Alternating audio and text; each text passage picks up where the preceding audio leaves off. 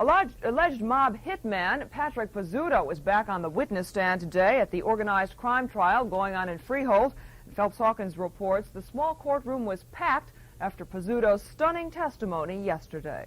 While legal technicalities were argued this morning, spectators had a chance to study 39-year-old Patrick Pizzuto as he sat before them. Here was the man who just yesterday, coolly, unemotionally, described a mob-ordered hit he participated in. A murder that left the victim, Trenton mobster Paul Campanile, slumped on Pizzuto's lap, covering him with gushing blood. He did it, Pizzuto said, because it was ordered by Anthony Little Pussy Russo, former mob boss of the Jersey Shore. The hit was to be a test on the road to Pizzuto becoming a full-fledged member of La Cosa Nostra, a status referred to as being a made man.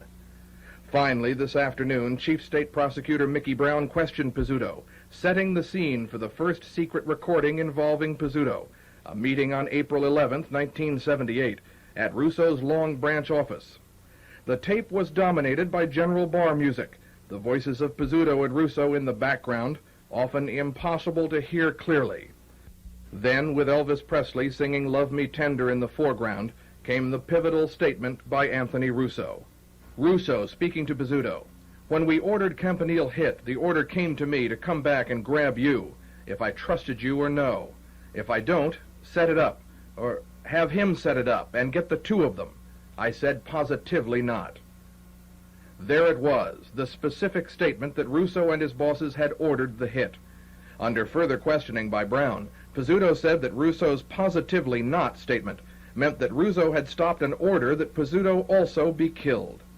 At a defense table, Anthony DeVingo's eyes closed as his name was mentioned several times on the tape. DeVingo is the only defendant charged with murder. The state prosecutors have admitted their case against him was very weak, without Pizzuto's eyewitness testimony. The other three defendants in the trial are charged with various counts of loan sharking and extortion. All four face the major charge of conspiracy. While Pizzuto might be considered crucial to the murder case against Anthony DeVingo, his testimony has more important implications. Mainly, it sketches out a basic pattern of conspiracy. The 1975 hit on Paul Campanile, ordered by the head of the Genovese crime family in New York City. That order passed on to the New Jersey branch of the family, allegedly run by Richie the Boot Boyardo. He then hands out the contract to Little Pussy Russo in Long Branch, who chooses Patrick Pizzuto to set up the hit. And then it is Pizzuto who chooses Anthony DeVingo to pull the trigger. Pizzuto continues on the stand tomorrow. In Freehold, I'm Phelps Hawkins. 13 million gallons of industrial waste were allegedly poured into the City of Elizabeth sewer system.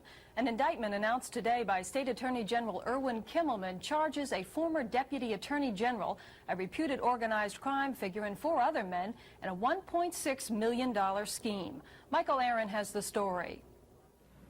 Kit Enterprises of Elizabeth was in the business of processing industrial waste.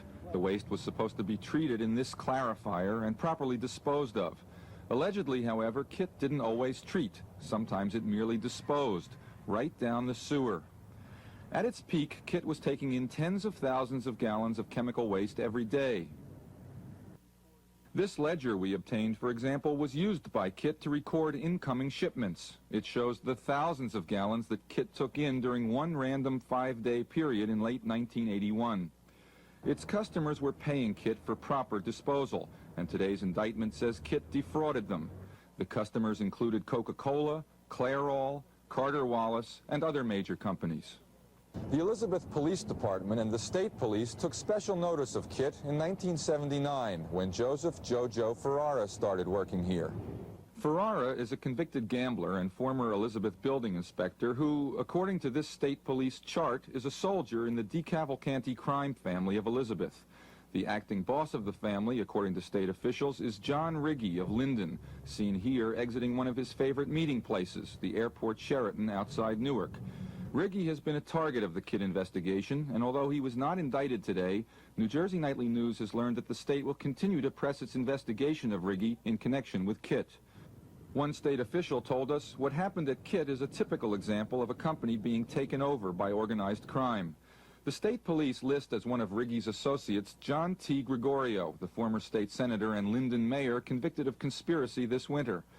When Jojo Ferrara worked at Kit Enterprises, he possessed a letter of recommendation from Gregorio praising him and calling him a personal friend. Gregorio says he doesn't recall Ferrara or the letter and has never believed reports that Riggi is a mob boss. What once was Kit Enterprises is now a mess, and it is being cleaned up at public expense.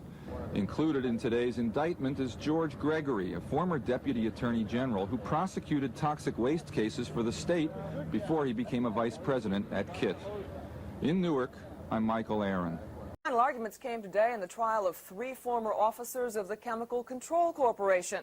Tomorrow the case goes to the jury, which must decide whether the defendants defrauded customers by stockpiling chemical waste they promised to destroy. Tom Stewart reports. Defendants Michael Colleton, Eugene Conlon Sr., and John Albert face 11 counts of mail fraud and 1 of conspiracy. The government accuses them of making quick money by using the mails to claim they destroyed chemical wastes that were actually just stockpiled. About 35,000 toxic drums went up in flames at the trio's best-known storage site in an April 1980 fire, the most spectacular such accident to hit the country. Government lawyers contend the defendants used 4 companies to trick the state and chemical companies into believing toxic materials were being properly disposed of. Defense attorneys, however, maintain both the state and companies knew the drums were piling up all along. They claim the defendants wanted to get rid of the waste, but were denied the proper permits. And the defense maintains their clients' hands were tied by over-regulation, which hampered attempts to comply with Environmental Protection Department requirements. Defense lawyer Larry Bronson attacked the credibility of some state witnesses, questioning the reliability of insiders who testified against their former employers. The prosecution countered by striking back at defendant John Albert, referring to one witness's testimony that Albert cleared his takeover of chemical control with Joe Lappy, a reputed member of a New York organized crime family. So tomorrow this case finally goes to the jury, which must wade through 6.5 weeks' worth of highly technical testimony on the way to reaching a decision on the 3 defendants, who face possible stiff fines and more than 50 years in prison if convicted. At U.S. District Court in Trenton, I'm Tom Stewart.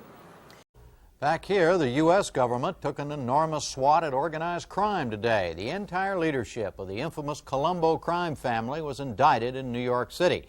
Those indicted were Carmine Persico, the head of the family, and 10 of his top lieutenants, all involved in what government officials describe as the General Motors of organized crime. The charges are in a 51-count federal indictment alleging racketeering, extortion, and theft, and grew out of a 3.5-year investigation of mob control of 7 unions in New York's construction and restaurant industries. Attorney General William French Smith came to New York to make the news.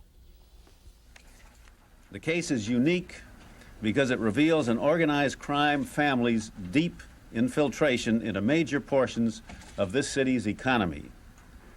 The indictment charges that the Colombo family controls no fewer than 7 key union organizations specifically identified in the indictment, and that it thereby strongly influences both the construction and restaurant industries in this city.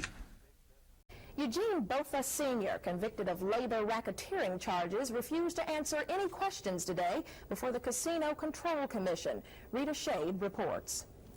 Botha was subpoenaed to testify in the Division of Gaming Enforcement's case against Local 54.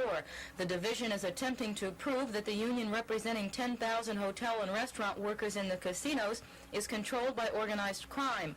Earlier testimony alleged Botha has ties to the Angelo Bruno and Russell Buffalino crime families. On advice of counsel, I respectfully decline to answer that question on the grounds that the answer would violate my rights under the 1st, 4th, 5th, 6th, and 9th Amendments to the United States Constitution. Mr. Botha, are you familiar with an individual named Frank Gerace? I object. Now, The division hoped Botha's testimony would provide the direct link between organized crime and the head of Local 54, Frank Gerace. Botha's testimony is crucial to the division's case. Only Botha could testify whether he did indeed give Frank Gerace a payoff. The division says it will not ask for immunity in exchange for Botha's testimony. Without cooperation from Botha, the division had to rely on a taped conversation between Botha and FBI informant Charles Allen. FBI agent John Tam testified for the DGE and attempted to clarify portions of the taped transcript. Key paragraphs, however, remained ambiguous and did not hold up under cross-examination. Much of the time was spent educating the commission about labor leasing companies run by Baffa and his partner Frank Sheeran. One of Baffa's companies, American Labor Leasing, had obtained a contract with what used to be the old Holiday Inn in Atlantic City. Local 54 attorney Bernard Katz called the proceeding bizarre, slanderous, and irrelevant. Tomorrow, Frank Gerace is scheduled to testify before the Casino Control Commission. In Trenton, I'm Rita Shade.